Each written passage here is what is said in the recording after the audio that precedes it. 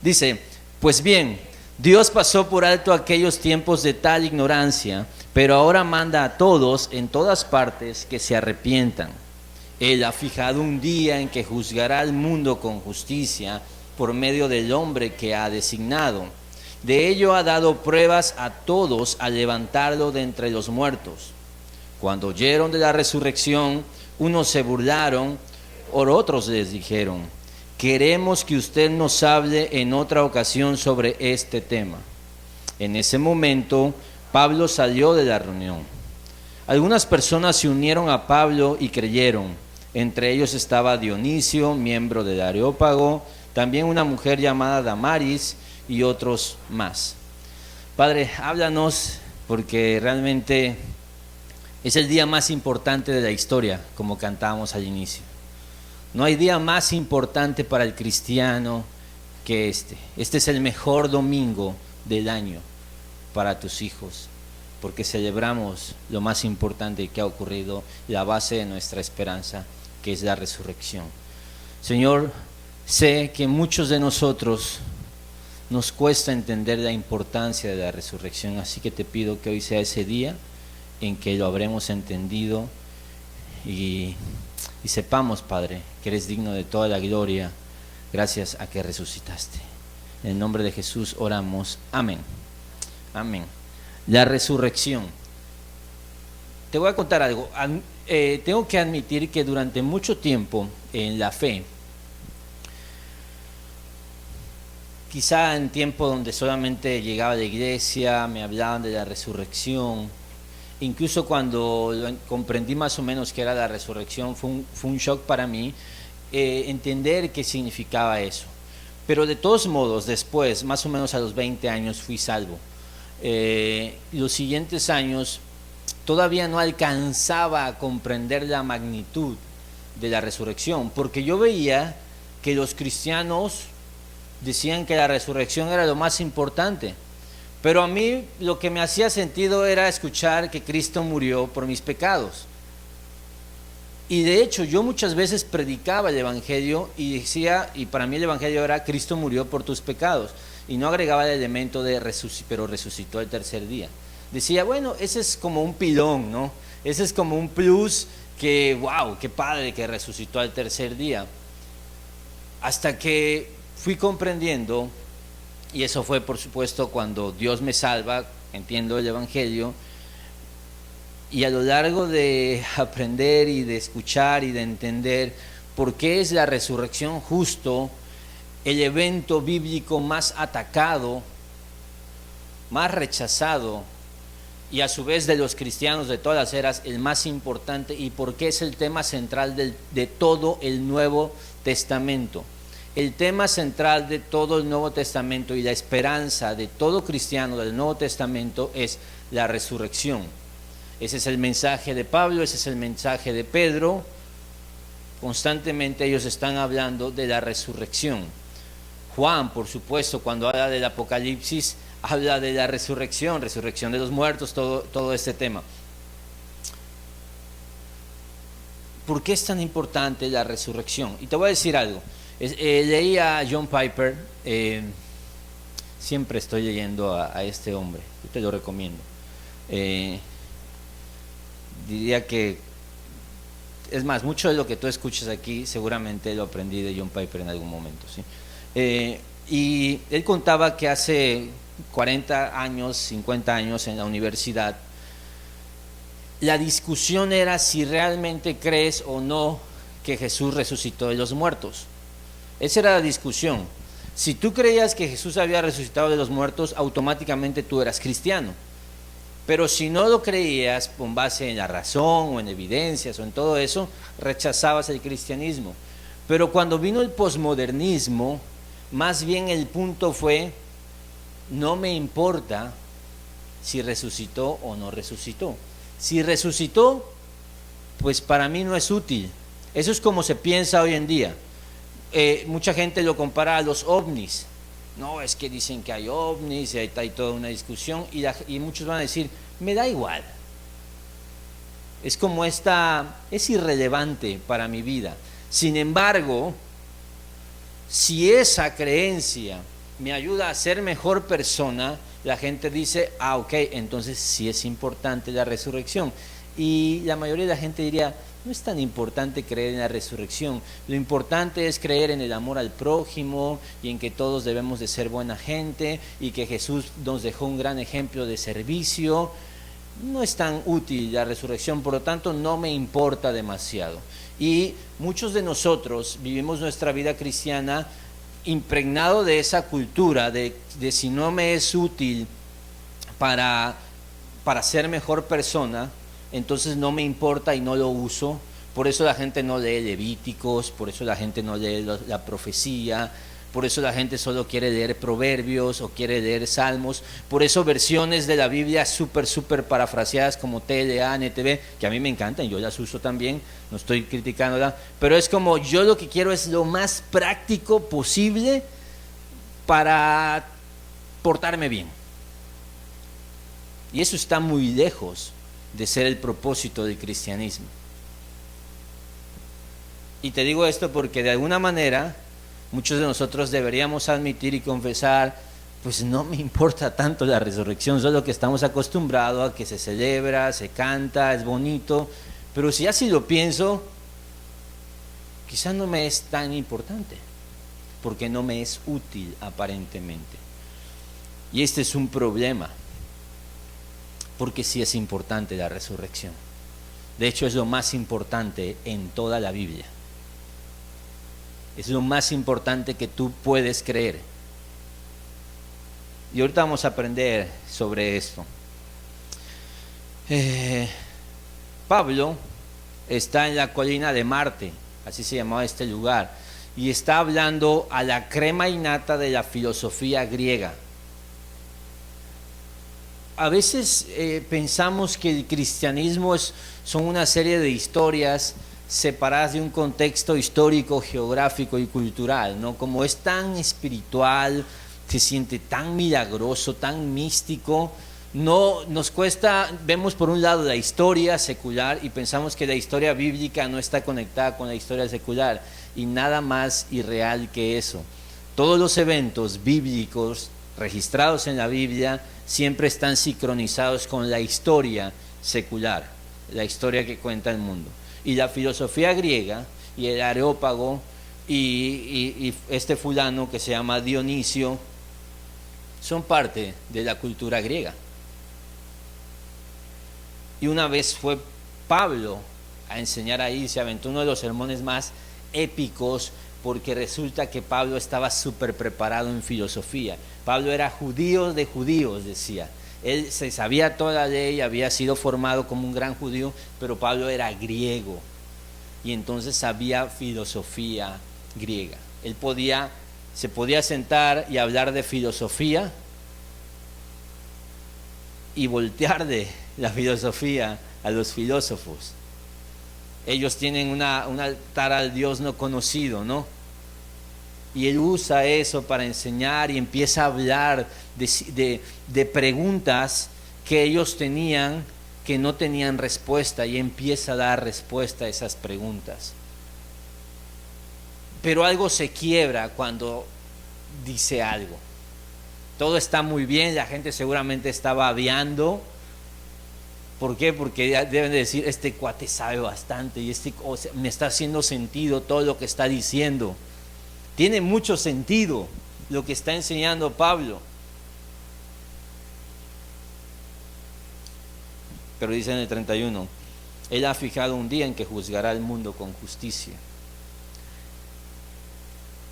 Dice, pasó por alto en el 30 los tiempos de tal ignorancia, pero ahora manda a todos, en todas partes, haciendo énfasis en eso, a todos en todas partes, incluido ustedes, incluido los mayas, los que estuvieran acá, que se arrepientan. Y se empieza a decir, arrepiéntanse. Y eso todavía no ha golpeado tanto, porque ellos dicen, bueno, si queremos tener una relación con este Dios que es la respuesta a todas nuestras preguntas existenciales, va a haber un día en que va a juzgar a todo con justicia. Y dice, de ello ha dado pruebas a todos a levantarlo de entre los muertos, a Jesús. Y ahí es donde tenemos un problema, porque ya tu religión ya no es lo que a mí me gusta. A mí lo que me gusta es la ética, a mí lo que me gusta es la moralidad, a mí lo que me gusta es ser una mejor persona, amar a la gente, ser amado, servir a los demás. La moral, me fascina la moral, me fascina la ética, pero eso que acabas de decir es una locura. Cuando oyeron de la resurrección, unos se burlaron. Y te quiero decir, pero otros dijeron, queremos que usted nos hable en otra ocasión sobre este tema. Mucho por hoy, le dicen. Es mucho por hoy. Unos se burlan, pero los más respetuosos dicen, luego le seguimos, Pablo. Y quiero decirte que esta enseñanza de Pablo es la enseñanza menos exitosa de todas sus predicaciones. No funcionó, fue un fracaso. Tú dices, bueno, sí, fracaso entre comillas, sí, hubieron unos cuantos. Algunas personas se unieron a Pablo y creyeron. Siempre que se predica el Evangelio es poder de Dios para salvación. Pero Pablo luego va a decir, y su filosofía de ministerio comienza a ser, ya no voy a predicar de otra cosa, sino a Cristo y a este crucificado. Y por supuesto en este mensaje Pablo siempre habló de la resurrección de los muertos. Pero lo que dice es, no vale la pena ponerme a darme tiros filosóficos con los filósofos, porque el Evangelio, la cruz, la resurrección es locura para los que se pierden. Es una locura. Así que efectivamente, si tú rechazas la resurrección de Jesús de entre los muertos, rechazas el mensaje central del cristianismo. Pero si crees en la resurrección de Jesucristo, y el Espíritu Santo está activo ahí, ya estás del otro lado. Por eso, diabólicamente, la estrategia siempre fue atacar la resurrección de Jesucristo. Ese es el punto. Vamos a atacar la resurrección de Jesucristo. Vamos a decir, todo historiador, incluso toda religión, admite que Jesús existió y que fue el mejor hombre que jamás ha existido. ¿Sí? Un tipazo, un gran líder, un hombre que hablaba, los políticos lo citan a cada rato, no a Jesús, lo usan como un ejemplo a seguir. La gente que ni siquiera es cristiana lo usa como un ejemplo a seguir. No, ¿sabes qué? Hay que servir al prójimo. Usamos la palabra prójimo, ¿no? Servicio. Jesús le lavó los pies, usamos el ejemplo. Jesús fue traicionado por Judas. Conoceréis la verdad y la verdad os hará libre. Todos estamos contentos mientras tengamos a Jesús en esta dinámica de un buen hombre, un gran líder, un ejemplo, y que murió. Pero no me vengas con que resucitó. Porque si resucitó, confirma que no era solo un hombre. Y confirma que esto que enseñan estos locos llamados cristianos es verdad. Y si lo que enseñan los cristianos es verdad, todo lo demás es mentira. Y si todo lo demás es mentira, estoy condenado. Tengo que rendir cuentas a alguien. Entonces, no, a ver, pero no resucitó, mejor. Dejémoslo ahí. Es más cómodo, no resucitó. Pero Pablo dice, es que es muy importante, porque él está llamando que se arrepientan Va a venir un día de juicio y la evidencia de que este mensaje es verdadero es que resucitó. Pablo le iba a decir a la iglesia de Corinto, si Cristo no resucitó, gente, y te lo digo a ti, Horizonte, somos los más dignos de lástima. Somos unos ridículos. Lo que acabamos de hacer es una cosa absurda. Cantar, adorar, decir que está vivo, decir que lo sentimos. Es lo más absurdo, ridículo y digno de lástima si no resucitó.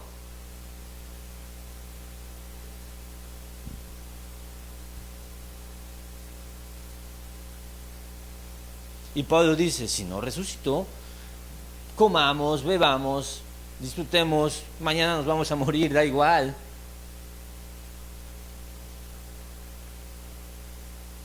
Este es el lugar oscuro en el que vive el mundo. Disfrutemos porque nos vamos a morir. Y ellos dicen, pues ¿qué viene después? Yo escuchaba el otro día a alguien filosofando, decía, yo creo que se apaga y viene la nada. Y dije, wow, qué horrible forma de vida. Qué horrible ir a un funeral y pensar que eso es lo que ocurrió, la nada.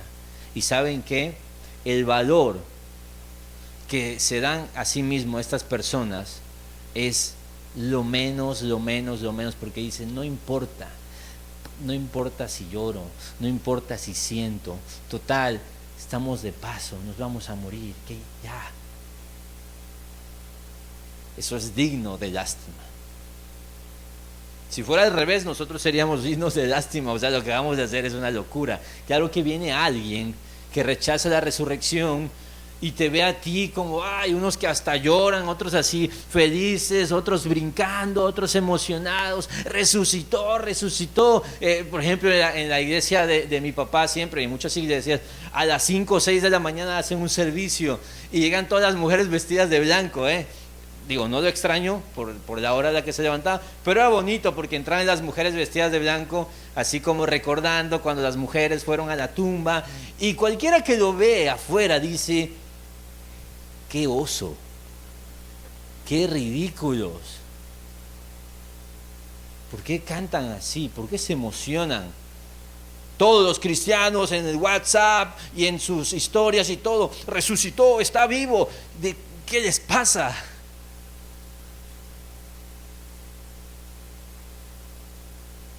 Como anunciando, como si acabara de resucitar, o sea, aquí.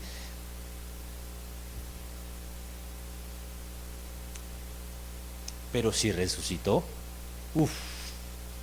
pero si es verdad que Jesús resucitó, todo lo que hacemos se queda corto para lo que una noticia y un evento tan glorioso podría representar.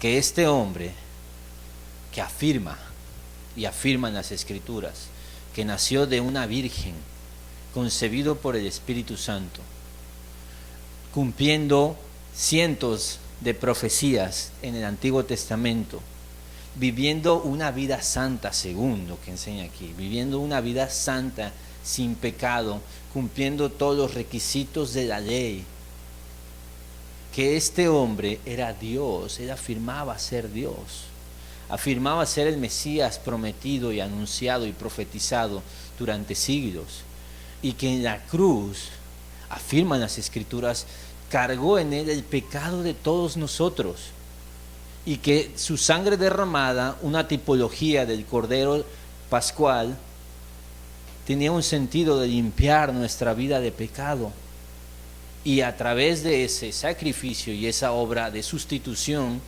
nosotros ya no tenemos más pecado.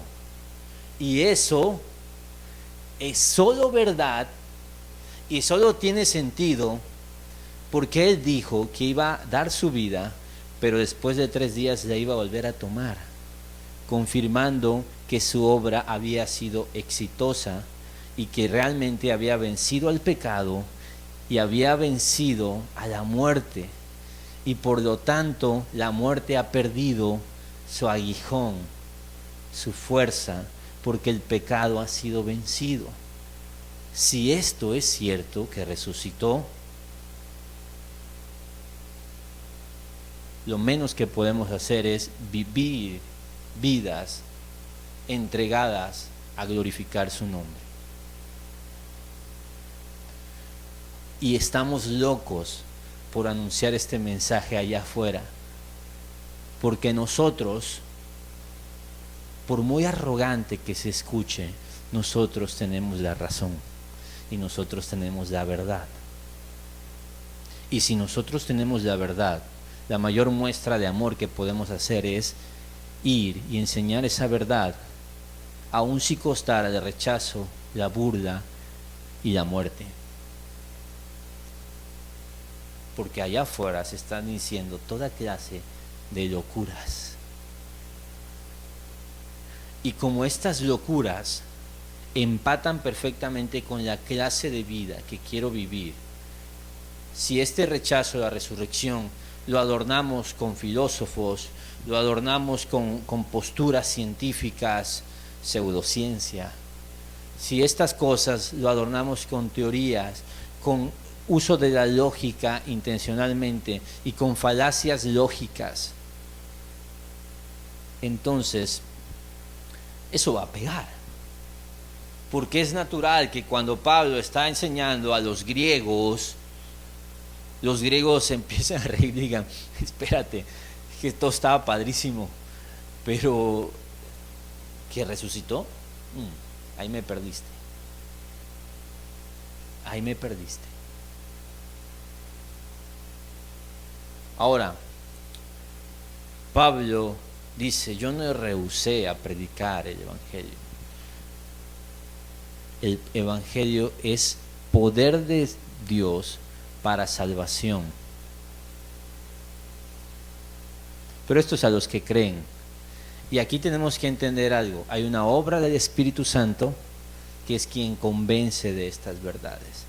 Por eso no se trata nada más de anunciar, sino de descansar, que a través de este mensaje el Evangelio resplandezca a ciertas personas y sean salvadas. Así que cuando yo me paro a hablar de la resurrección, no solamente espero que a base de evidencias tú creas en la resurrección, sino mi anhelo más importante es que el Espíritu Santo te convenza a través del uso de la razón, no solamente así como, no. A través de información que obtienes, el Espíritu Santo salva.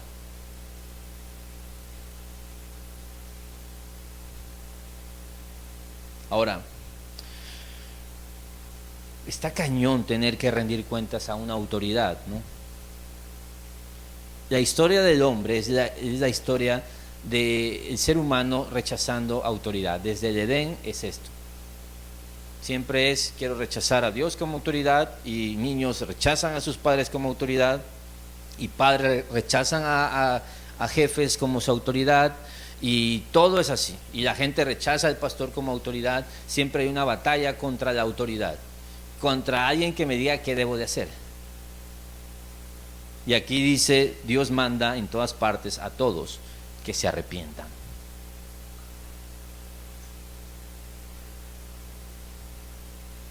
Entonces, una de las máximas del mundo hoy es, nadie puede juzgarme, dice. ¿Quién eres tú para juzgarme? Eso es feo, es como, ¿por qué te metes con mi vida? Es lo que yo siento, déjame ser. Es lo que enseñan la mayoría de las películas. Hay que tener cuidado, yo veo todas las películas. Hay que tener discernimiento nada más. Es esto, es que si lo sientes, no puede ser malo. El corazón manda. Sigue tu corazón. Es que así eres. Es que así naciste. Es que es la vida que te tocó. Lo que tienes que hacer es ser la mejor persona posible en el contexto en el que creciste. Y dice, sí, por eso hay gente que asesina, porque Es lo que les tocó.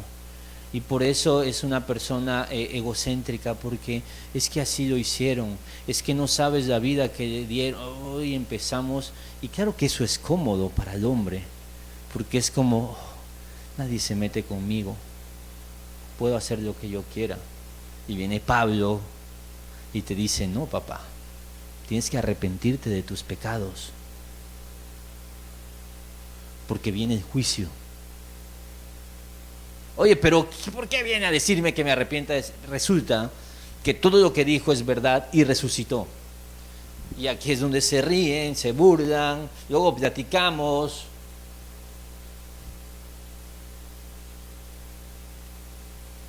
Ahora, de ello ha dado pruebas a todos a levantarlo de entre los muertos. ¿A qué pruebas se refiere? ¿A qué pruebas se refiere? Mira, Dios es astuto, es tremendamente sabio. Dios siempre tuvo la intención de dar a conocer la resurrección como un evento real que fue visto y del que hay testigos. Es difícil creer así cuando no hay pruebas de nada, ¿no? Pero qué bonito es cuando una sospecha tiene pruebas. Bueno, bonito depende de qué cosa compruebes, ¿no? Pero da una calma saber que no se está equivocado, que no es una intuición, que no estás especulando, sino hay pruebas. Y Dios no quería, te digo algo, Dios no quería que tú simplemente creyeras así como, es que es lo que dicen, entonces todos están cantando, pues seguramente es verdad, porque esta gente dice que es verdad, entonces no me quiero quedar atrás, yo no me quiero ni hacer preguntas, porque si me empiezo a hacer preguntas, capaz y me vuelvo ateo. Y pensamos que la fe consiste en estar a ciegas. Y entonces el cristiano normalmente es que yo sí sé que es verdad porque lo siento, se me enchina la piel y así como, y sí, es real porque es una sensación. El cristianismo no es una sensación, el cristianismo es verdad. Y al ser verdad, por supuesto hay un tema espiritual, hay emociones y todo eso. Jesucristo dijo que la adoración debería de ser en espíritu y en verdad. Y al ser verdad quiere decir que es información, que hay lenguaje ahí. Y que hay ciertos eventos y hechos confirmados. Y te quiero hablar rápidamente de cómo esto es real, esto de Dios ha dado pruebas a todos. Pues no tenemos grabaciones, no tenemos cámaras, no tenemos fotos, ¿verdad? Pero Dios se encargó que hubiera testigos. Es el método más, incluso hoy, tú dices, es que hay un video, miras toda la clase de videos, en YouTube tú puedes encontrar un hombre que se vuelve un perro, tú puedes encontrar una persona que vuela, tú puedes encontrar como Justin Bieber de repente se volvió reptiliano, y luego fue un segundo, te dicen, y ponen los fotogramas, ¿no? ¡Ping! Se vuelve como un cocodrilo, Justin Bieber, o Barack Obama, y luego vas a ver fotos de que Pedro Infante no se murió realmente, que sigue por ahí, y Juan Gabriel también, y Elvis, y el cuate de los Beatles que realmente murió y es un doble, Paul McCartney, y todo eso está comprobado con videos, con fotos. No es un método confiable. ¿Sabes cuál sigue siendo el método más confiable y más usado para determinar en un juicio si algo es verdad? Los testigos. Si alguien lo vio, ok, pero podría ser un mentirosillo, ¿no? Pero si dos personas lo vieron, vamos a ver. Y si las dos personas que lo vieron están de acuerdo y no se contradicen, pero si son 3, si son 4, si es todo Horizonte, imagina, todo Horizonte lo escuchó. Yanura a veces, otra vez me dijo que dije algo en una predicación que no debía haber dicho, no una grosería, pero algo fuera de lugar. Y yo podría decir, no, amor, no lo dije. Ella podría haber venido preguntando, oye, ¿Escuchaste que dijo algo al respecto? Y todos iban a coincidir, sí lo dijo. Y por eso es que Jesús tiene una estrategia de validar su resurrección después de ser resucitado. Y lo vamos a ver en Juan, y lo vamos a ver en Marcos, y lo vamos a ver en Mateo, y lo vamos a ver en Lucas. Diferentes apariciones a diferentes personas, al punto es que hay más de 500 personas que tú podrías conocer cómo se llaman y dónde viven, e incluso algunos, cuando se está escribiendo el Nuevo Testamento, dice, algunos todavía viven, algunos todavía tú podrías ir a preguntarle, oye, ¿es cierto? Y te van a decir que sí pasó, que sí ocurrió. Ahora, cuando tú ves estas cosas, alguien que no quiere creer, porque el punto es que si no quieres creer vas a patalear, y el argumento que te van a decir es que tú me estás diciendo cosas que dice la Biblia. Yo no creo en la Biblia, porque qué casualidad, ¿no? Que la Biblia, pues sí, ni modo que la Biblia diga que Jesús no resucitó. Hay conflicto de intereses, te dirían. Y esto es una falacia lógica. Y ahorita te voy a contar por qué. Te decía que numerosas personas presenciaron la resurrección de Cristo. Es más, numerosas personas presenciaron eventos relatados en el Nuevo Testamento. 9 de estos testigos de los eventos del Nuevo Testamento, de ver a Jesús resucitado, 9 de estas personas registraron por escrito estas observaciones. Nuevo Testamento.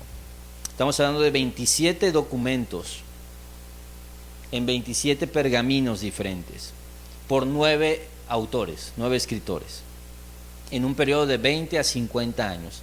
Es cuando se formó el Nuevo Testamento. Y esto es lo que forma la Biblia, el Nuevo Testamento. Algunas personas dicen, es que ¿cómo sé que no fue alterado? Te voy a contar. Algunos han escuchado sobre este escrito, la Ilíada de Homero. Algunos pueden decir que es quizá el escrito más importante, ¿no? Bueno, entre que según el momento en que se escribió la Ilíada y el primer registro de la Ilíada, en la primer copia de la Ilíada, pasaron 500 años.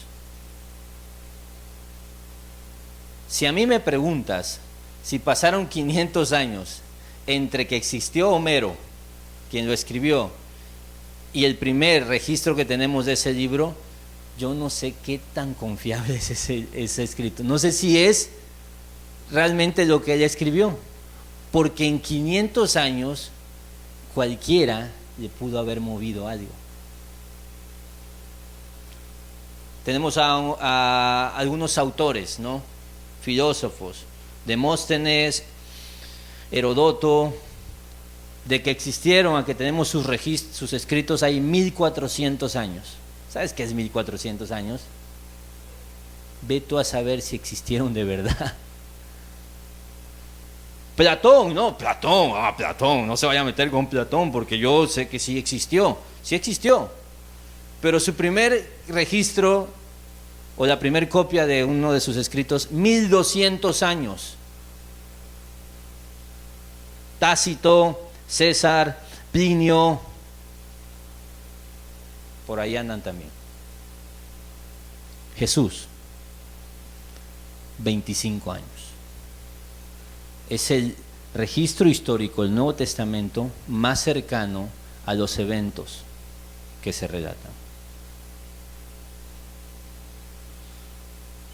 Ahora tú dices, bueno, pero ¿cómo sabemos? Porque, mira, de Platón hay 7 manuscritos y nadie anda diciendo, no, Platón seguramente es un mentiroso, no, ¿verdad? Porque Platón no se mete conmigo, solo se la pasa filosofando, haciéndose preguntas sin respuestas. 7, hay 7 manuscritos, o sea, tú vas a ir, hay 7 copias de 1200 años después.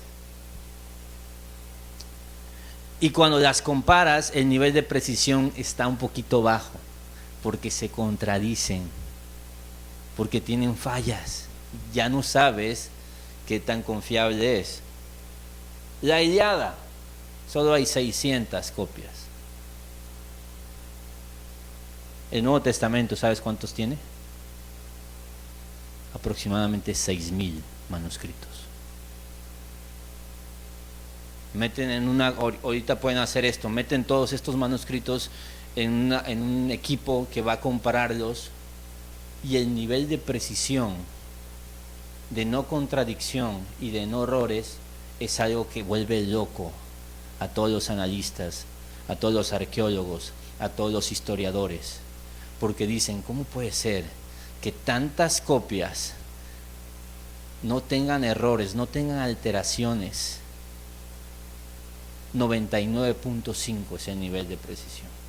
Y ese 0.5% de que podría haber algo ahí es que uno dice él y otro dice la. ¿Sí? Entonces, mira, aquí hay un problemita. ¿Por qué te digo esto? Porque la gente dice, no, es que la Biblia es un libro alterado. Es imposible que la Biblia sea un libro alterado. Quien te lo dice, tú tienes dos opciones. Lo que te recomiendo, no gastes tu tiempo con un ignorante. No sabe nada de lo que está diciendo. Escuchó a algún loquillo en algún podcast o en algún youtuber y nada más está repitiendo. Ese es mi consejo principal. Hay cosas más importantes. Si vas a pelear, pelea con tu mujer, ¿no? No te pongas a pelear con... Mi otro consejo, más espiritual, de parte de Dios, ora para que el Señor le dé convicción. Prepárate y platica con Él y dile, mira, no sé cómo decírtelo, pero tengo que decírtelo, que no sabes de lo que estás hablando. Y sé que es popular decir esto, que la Biblia pudo ser alterada, pero cuando analizas las evidencias resulta que es imposible históricamente que la Biblia haya sido alterada. Y cuando fue alterada, se notó. Porque si 6,000 documentos dicen algo y hay uno que dice otra cosa, ese es rechazado. Hay un cuate que se llama Gaby Habermas. Él realizó una investigación secular, sobre los que creen los académicos sobre la resurrección. Recolectó más de 1,400 obras académicas más críticas sobre la resurrección, escritos en un periodo de 40 años. Y él informa esto: todos los eruditos están de acuerdo, no importa liberales, creyentes, ateos, están de acuerdo con los siguientes puntos respecto a Jesús y al cristianismo. Son hechos históricos reales, avalados por la historia, no que los cristianos contamos y que te lo encontraron en la escuelita bíblica. No, por eso te digo, cuando alguien te dice, no sabe de lo que habla. Todos están de acuerdo que Jesús murió por crucifixión romana. Por eso el Corán es mentiroso y por eso los musulmanes son dignos de lástima. ¿Sabes por qué? Porque el Corán comete un gravísimo error. Dicen que es mentira, que Jesús no murió. Y esto históricamente ni siquiera está en discusión. Un ateo de los buenos, no ateo de YouTube, un ateo de los buenos no va a negar la muerte de Cristo. Y si niega la muerte de Cristo, no sabe nada. Porque, mira, todos están de acuerdo. Todos están de acuerdo que fue enterrado muy probablemente en una tumba privada, prestada. Poco después los discípulos se desanimaron. Todos están de acuerdo con esto. Desconsolados y abatidos, perdieron la esperanza. Todos están de acuerdo, 4, que la tumba de Jesús fue encontrada vacía muy poco después de su entierro. Toda la historia secular, anticristiana, respalda efectivamente que resulta que la tumba el domingo estaba vacía. A mí me emociona este tipo de cosas porque es como, wow, yo sé qué es lo que pasó. Ellos lo van a negar, por supuesto, qué es lo que pasó. Los discípulos tuvieron experiencias que creían que eran apariciones reales de Jesús resucitado. Eso es lo que decían, obviamente. es lo que pensaban. Debido a estas experiencias, la vida de los discípulos se transformaron por completo. Incluso algunos murieron por esa convicción. El anuncio de la resurrección tuvo lugar muy temprano, desde el comienzo de la historia de la iglesia. El testimonio público y la predicación de la resurrección de los discípulos tuvo lugar en la ciudad de Jerusalén, donde Jesús había sido crucificado y sepultado poco antes. El mensaje que ellos predican se centró en la predicación de la muerte y la resurrección de Jesús.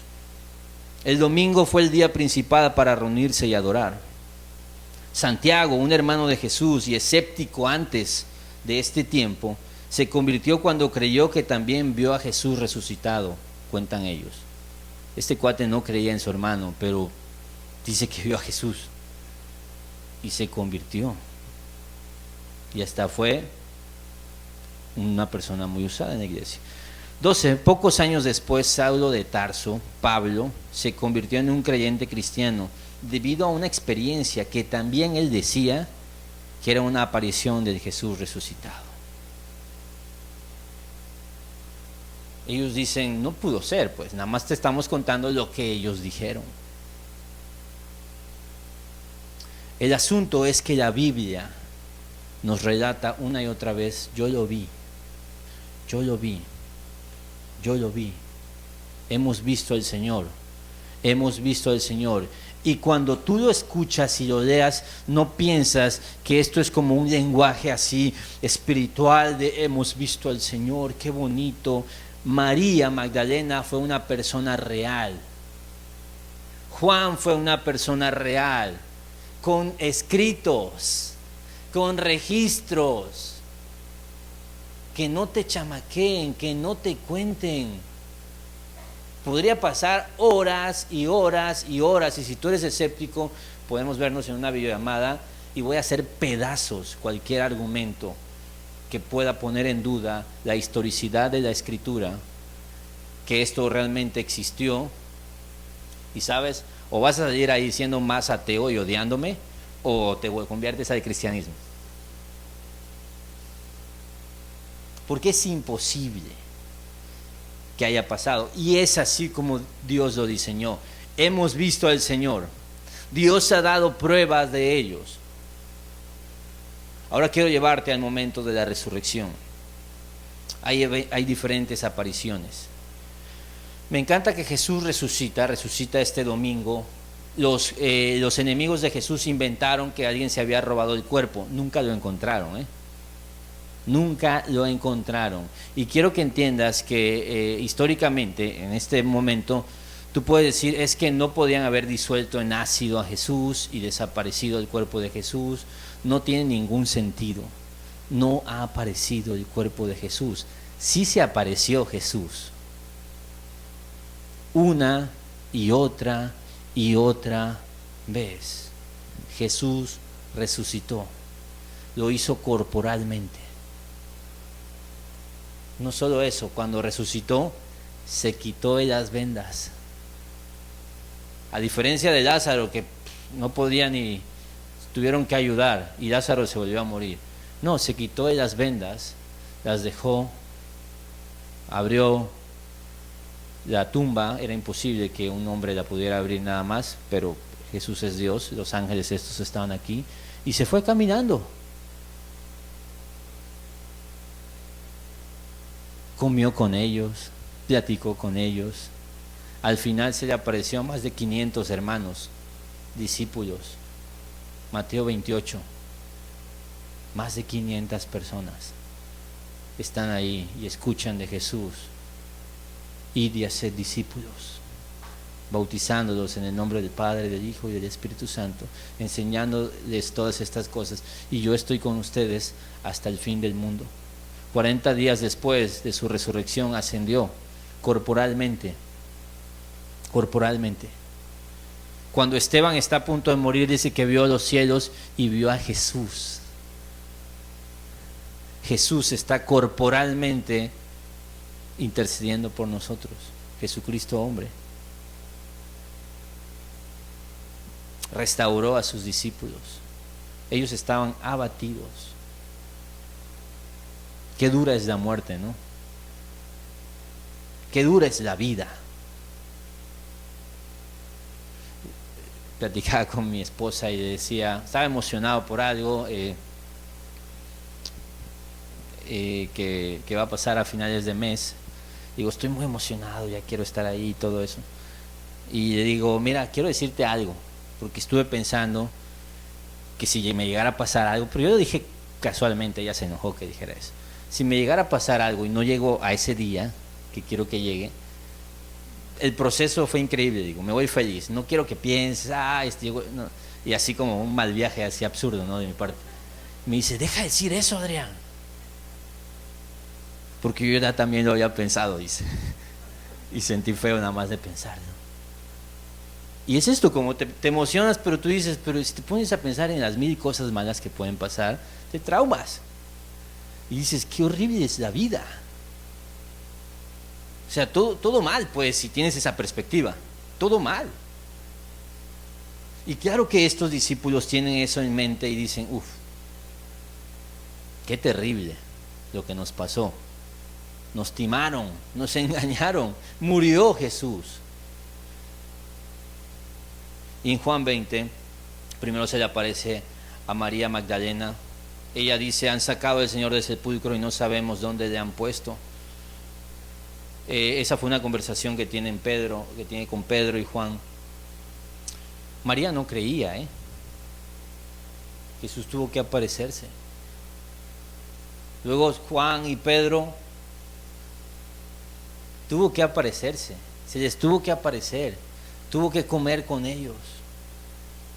Los caminantes de Maús, ¿te acuerdas de esa historia? Están, pero puede que se parezca a Jesús, pero no puede ser Jesús, Jesús murió. Y Jesús trae la esperanza para el cristianismo. Y lo que te quiero decir, Horizonte, es que cuando nosotros pensamos en la resurrección, pensamos en lo más importante que tiene la esperanza del cristiano, porque es la base de todo lo que creemos. Si nos quitan la resurrección, todo es mentira. Pero si Jesús resucitó, todo es verdad. Y si todo es verdad, todas las promesas obtienen el sí en Cristo. La promesa que tú quieras. No vas a mendigar pan. Seguro, no va a pasar. Puedes no tener un peso, vas a tener de comer, seguro. Filipenses 1:6. Él perfeccionará tu vida. ¿Lo crees? Busca primeramente el reino de Dios y su justicia, y todas estas cosas, alimento, ropa y donde vivir o necesidades, Dios las resuelve. Tú busca al Señor. ¿Lo crees? Eso quiere decir que jamás pondrías como prioridad otra cosa si no es el reino de Dios y su justicia, ¿verdad? Eso quiere decir, te voy a decir algo, y no te estoy invitando a hacerlo, ya pasó la ofrenda, me encanta que la ofrenda la recogemos y ya no tienes posibilidad de hacerlo, pero eso quiere decir que si tú nada más traes 200 pesos hoy y dices, quiero dárselos al Señor, a su iglesia, pero no voy a poder comer, tú sabes que si los das, de todas maneras vas a comer. Ya no vas a tener para pagarlo, Tú dices, ¿y cómo? No lo sé, pero vas a comer. Te reto. Vas a comer. La muerte. ¿Cuántos hay gente que tiene rato que no la ven, que está esperando en el cielo, pero tú dices, uff, qué abrazo le voy a dar cuando lo vea? ¿Cuántos pueden decir eso? Yo tengo gente allá en el cielo que digo, wow, ya pasó un ratote, pero estoy seguro que cuando llegue ese momento, sabes que yo quiero que mis hijos tengan convicción de la resurrección de los muertos. Creo que hay pocas cosas que pueden preparar tanto a mis hijos para lo que viene, como que crean en la resurrección de los muertos, porque así, aun si no tienen a sus padres, ellos saben que están seguros. Vas a resucitar, vas a vivir para siempre, la vida eterna. ¿Qué es eso? Vida eterna. Estamos tan cómodos que tú dices, yo no me quiero morir y no quiero resucitar, quiero todo aquí y ahora. Y Jesús viene y dice, ¿saben qué? Su chamba ahorita es ser testigos y decir, he visto al Señor. ¿Cuántos de aquí han experimentado una relación personal real con el Jesús vivo?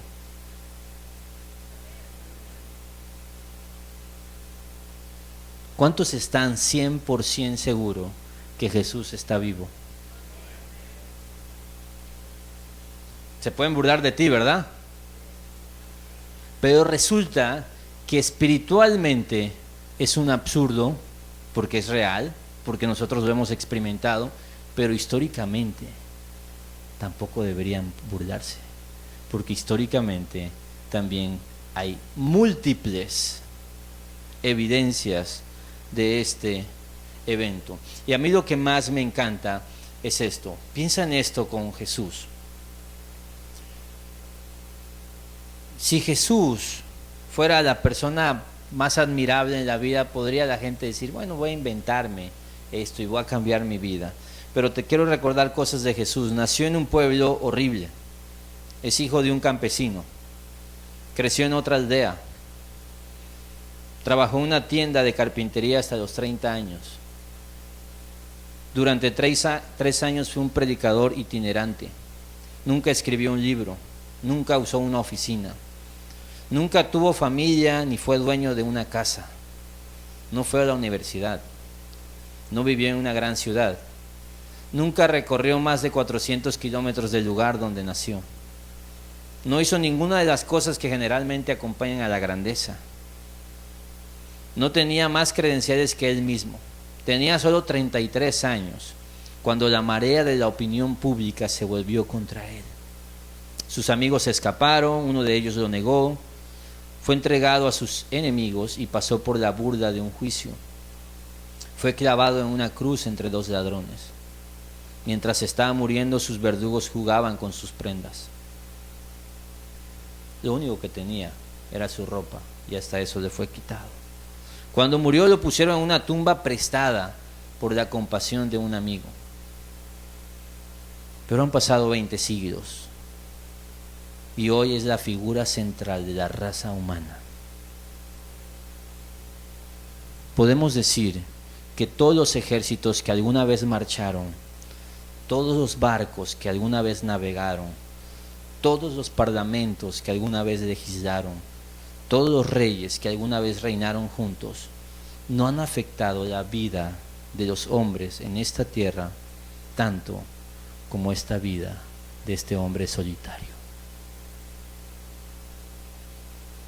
Si no hubo resurrección, ¿cómo podría esta ser la vida más influyente de todos los tiempos? Jesús es lo más importante y este es el día más importante en la historia humana. Y quiero que te lleves algo claro hoy. Fue real, ocurrió, es la base de nuestra fe y estamos en un lugar seguro. No estamos locos.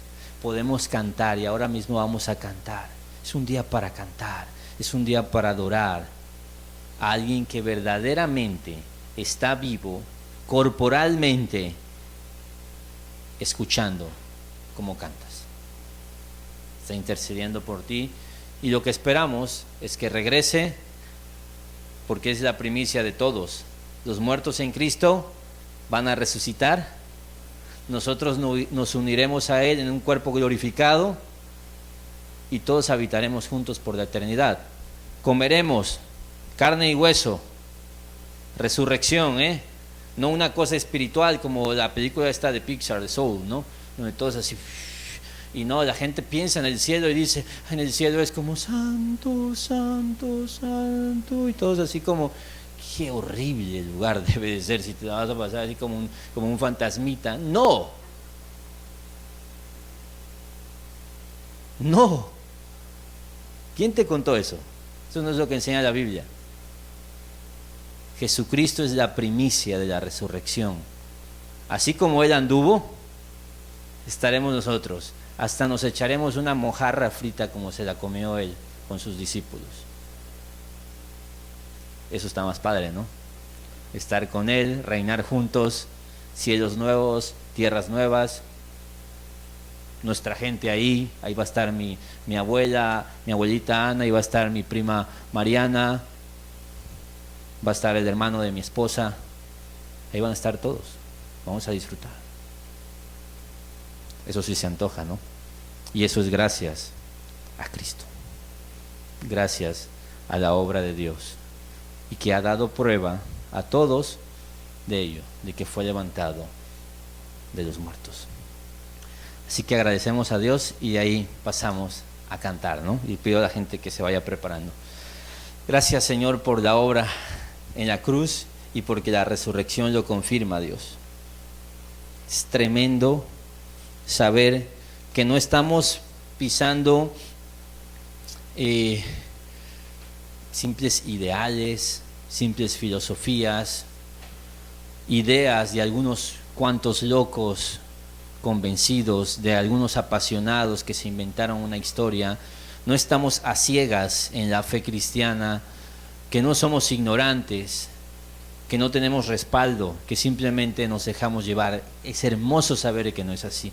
Es increíble saber que estamos en un lugar seguro, en un lugar real, en un lugar respaldado, no solo por la evidencia histórica, sino por el poder de la resurrección y el impacto que la resurrección causó en todos estos testigos que fueron transformados y que de ahí en adelante su vida cambió para siempre, impactaron el mundo, y que 2000 años después estamos aquí celebrando la resurrección porque fue real, porque lo cuenta la historia y porque nosotros hemos experimentado en carne propia tener una relación con un Dios que no está muerto, con un Dios que está vivo, con un Jesús que nos escucha, que intercede por nosotros, que nos representa a la diestra del Padre, un Jesús que va a regresar, un Jesús al que nos uniremos con todos nuestros hermanos que han muerto en Cristo en todas las eras. Nos uniremos, adoraremos juntos, podremos estar con Él,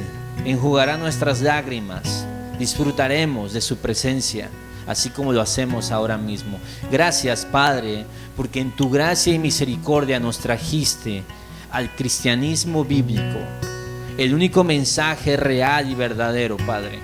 Te pido que nos ayudes a ser testigos y anunciar la verdad y destruir las mentiras de todas las demás religiones, las mentiras del hinduismo, las mentiras del islam, las mentiras de todas estas religiones espiritistas, las mentiras del naturalismo, del ateísmo, de la filosofía barata que está destruyendo almas hoy mismo, Señor. Ayúdanos, despiértanos, como despertaste a estos hombres que transformaron el mundo anunciando tu resurrección.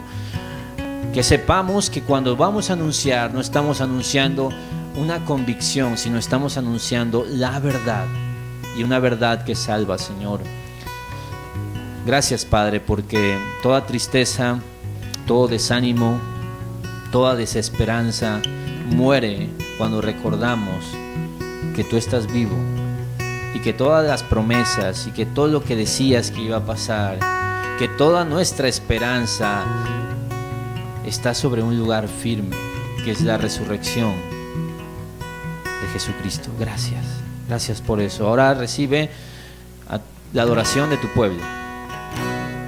Recibe la adoración de tu pueblo. Eres digno, Padre, y estamos muy felices de saber que estás vivo y que estás aquí entre nosotros. Es hermoso pensar y saber eso, que estás aquí, que no quedaste en esa cruz, que no quedaste en la tumba, que efectivamente hoy estás aquí, estás reinando entre nosotros, Padre. Gracias por esa gloriosa verdad. Permítanos disfrutar de tu presencia ahora mismo y entender, Padre, que si la resurrección es real, tú nos llamas a vivir para tu gloria. Si es mentira, podemos irnos, pero es verdad. Gracias por eso, Señor. En nombre de Jesús.